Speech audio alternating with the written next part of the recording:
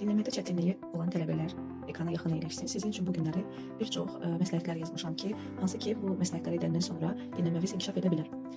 İlk növbədə hər gün az da olsa dinləmək lazımdır. Yəni məsələn, hansısa bir videoya 10-15 dəqiqə vaxt ayıra bilərsiniz ki, o videonu 3 dəqiqəlik də ola bilər, 5 dəqiqəlik də ola bilər. O videonu davamlı olaraq qulaq assaz, sizin dinləmənizə biraz təsir edə bilər.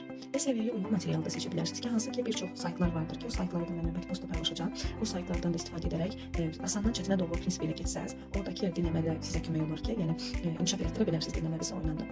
Və alt yazı ilə başlayıb sonra söndürün. Yəni ilk başda ingiliscə alt yazı ilə dinləyirsən və ikinci dəfə alt yazısız baxırsan.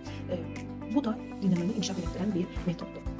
Dinləmə edərkən eşitdiyin sözləri yaz. Yəni dinləmə edərkən yazmaq prinsipi var ki, məsələn sən dinləyirsən və dinlədiyin sözü də yazırsan. Bu da dinləməni inkişaf etdirən ən əsas faktorlardan biridir. Və qısa videolar seç. Məsələn 1-3 dəqiqəlik videolar da ola bilər ki, bunlar da davamlı dinləyərkən effektivdir və heç vaxt da yorucu olmur. Bu da kömək ola bilər və dinlədiyini təkrarla. Əgər nəyisə dinləyirsənsə və onu dayandırmadan, onu dediyi sözlə birlikdə, danışanla birlikdə, yəni o sözləri təkrarlayaraq dinləməni inkişaf etdirə bilərsən. Eyni videonu bir neçə dəfə dinlə. Birinci dəfə ümumi mövzunu dinləyirsən, ikinci dəfə isə detallara fokuslanaraq da dinləməni inkişaf etdirə bilərsən. Və fərqli aksentlərə qulaq asaraq da dinləməni inkişaf etdirmək olar. Məsələn, Amerikan, Britan, Avstraliya aksentlərlə dinləyirsən və imtahanda bu da sənə kömək edə bilər. Və dinlədikdən sonra qısa xülasə etmə. Yəni dinləyirsən və bir-iki cümləyə yazı da bilərsən onu və bir-iki cümlədə nə başa düşdüyünü də özünə danışırsan. Bu da həm listening-i, həm də speaking-i inkişaf etdirə bilər.